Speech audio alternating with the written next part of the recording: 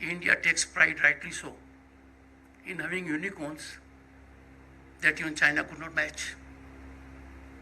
So in such a scenario, where everything is very soothing, there are bound to be challenges.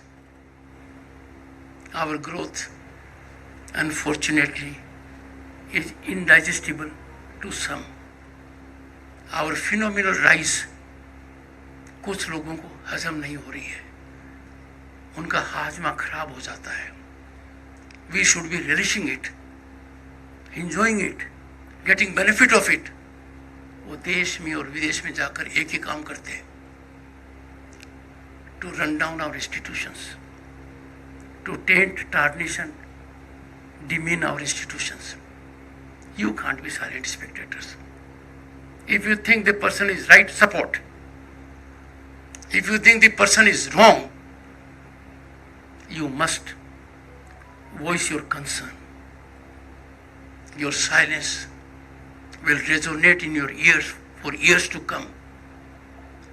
You will be asking a question to yourself, why I was in silence mode at that point of time.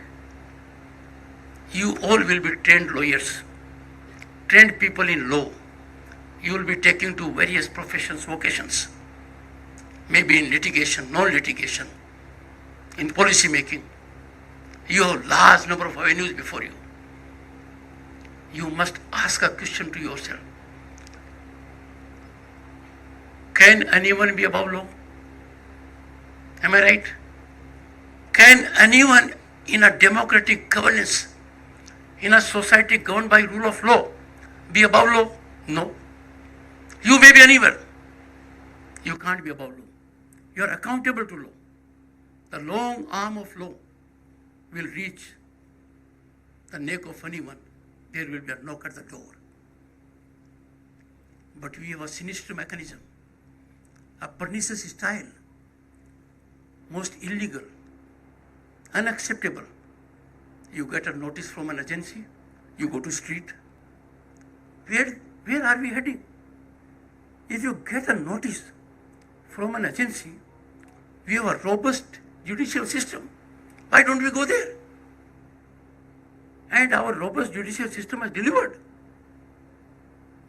Our independence of judiciary is envied by developed nations. When we have such a mechanism in the entire country, तो सड़क पर क्यों आते हैं? सड़क पर क्यों आंदोलन करते हैं? क्या आप कानून से ऊपर हैं? क्या कानून का रास्ता नहीं अपनाएंगे? डेमोक्रेसी में कानून का रास्ता नहीं अपनाओगे तो वो गलत नहीं, बहुत गलत है, और उसको नजरअंदाज करना उससे भी ज्यादा बड़ी गलती है. I, as Vice President of the country, preside Rajya Sabha. I'm chairman. What do you expect of your parliamentarians? You expect them to debate, engage in dialogue, discussion and deliberation. Am I right? You surely don't expect our parliamentarians to engage in disturbance or disruption. What we see? Disruption, disturbance. I appeal to all of you. Please have it a method of working for you. Always give respect to the other point of view. You may not agree.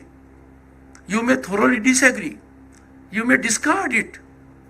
But not to be open to an idea is not a good thing. That is not rational working. That militates against basic essence of intellect and is antithetical to democratic values which we all cherish. So always give respect to the other point of view.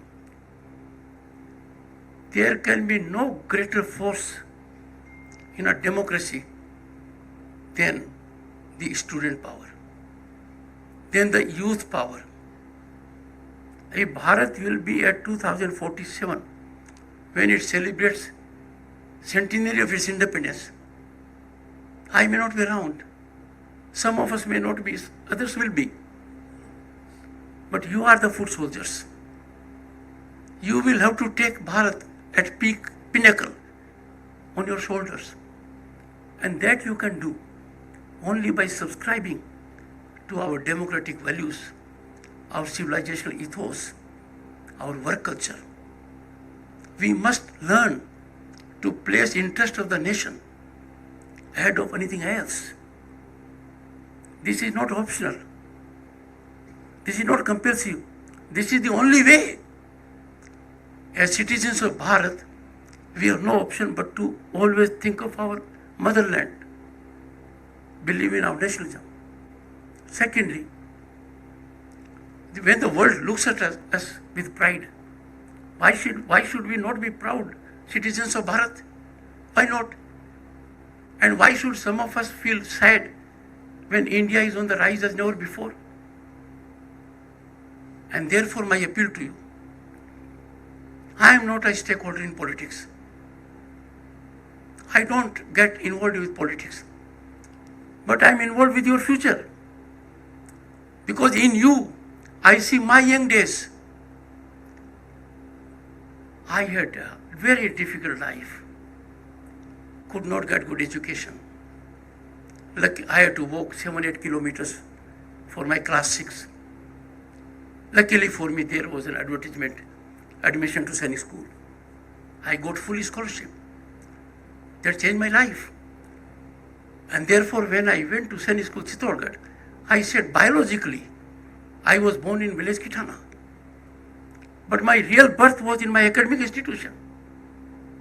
Your real shaping is taking place in this institute. You are in one of the best institutes of the world. Keep on learning. Never stop learning. There is no limit to learning. But go for your aptitude. Don't go for a compulsive agenda set by someone else. Gone are the days. You are lucky. बच्चा जन्मेगा, बच्ची जन्मेगी, माँ बाप तय करते थे doctor बनेगा, engineer बनेगा, IAS बनेगा, आईपीएस बनेगा. अब नहीं है. You have full freedom. People quite often quote what will happen if Sachin Tendulkar were to become an engineer. He would have never. Or play hockey. You have to go for your own aptitude, and that you must. There are certain challenges which we are facing in the country. I am appealing to you because you are in the premium intellectual category of this nation. Your intellectual level is very high. You can appreciate.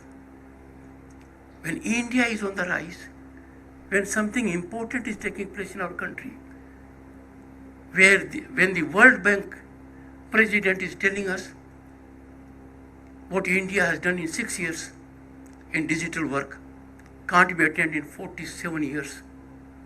The World Bank president has said so, authoritatively. When IMF president says India is a shining star in economy and a global destination of investment and opportunity.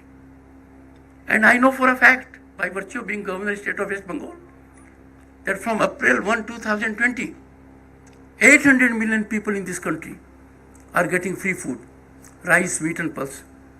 And we find some Johnny somewhere in the US saying India might face hunger. You have to discern. You are antidotal to that person.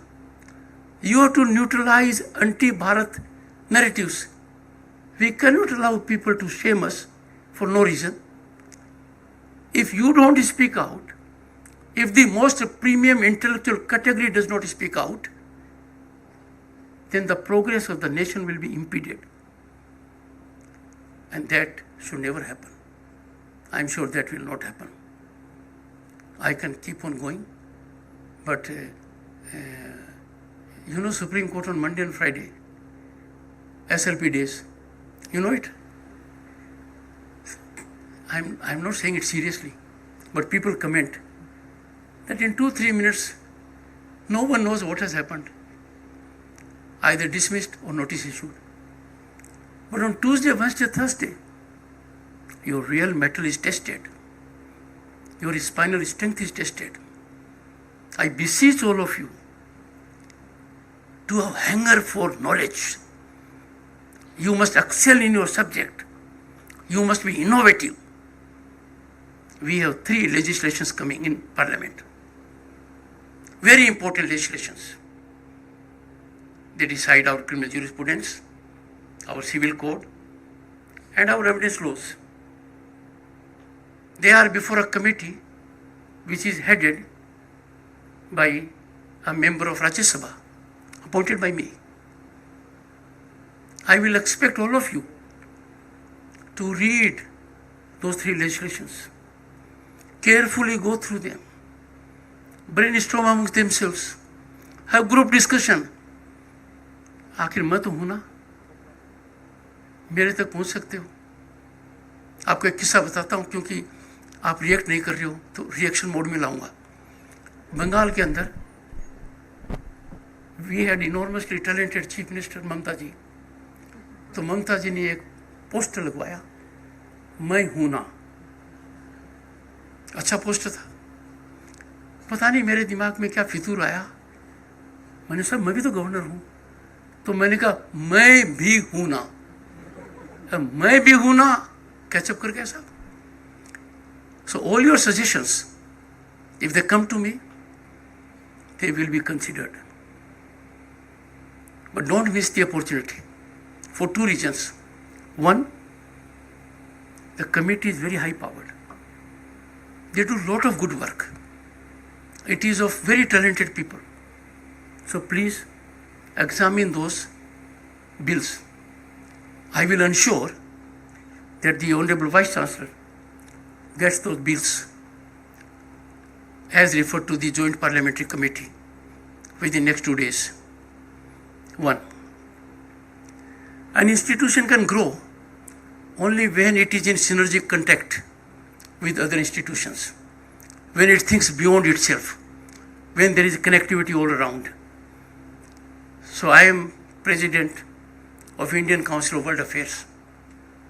I announce here, in a month's time, within a month, वकीलों के सामने हूँ ना, future lawyers के सामने हूँ, law graduates के सामने हूँ. So I must have the outer limit of time. Within 30 days, MOU will be executed between NLU Jodhpur and Indian Council of World Affairs. And that will make available you an opportunity to see beyond the country. And Madam Vice Chancellor is here. The lady heading Indian Council of World Affairs is a very senior, retired Indian Foreign Service officer, 1985 batch.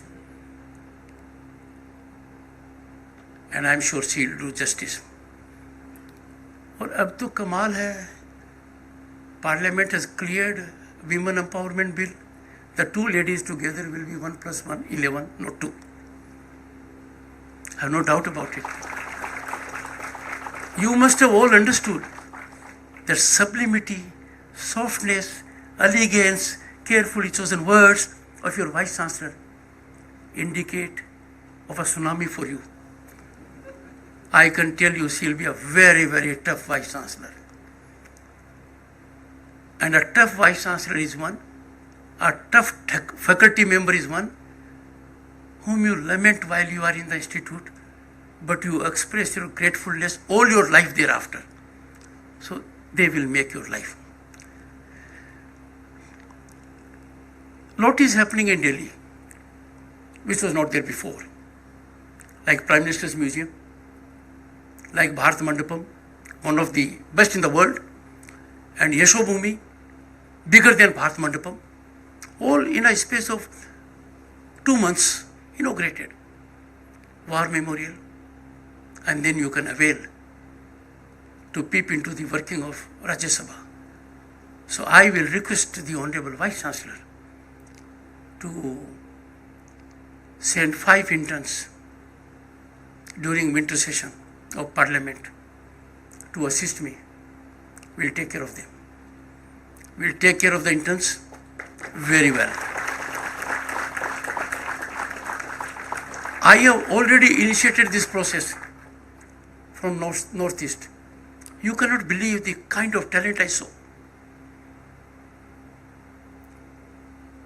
Not to take personal appreciation, But when this great bill, historic bill, epochal bill, a game changer bill, for which we have waited for years, and it was Prime Minister Narendra Modi who could score the goal.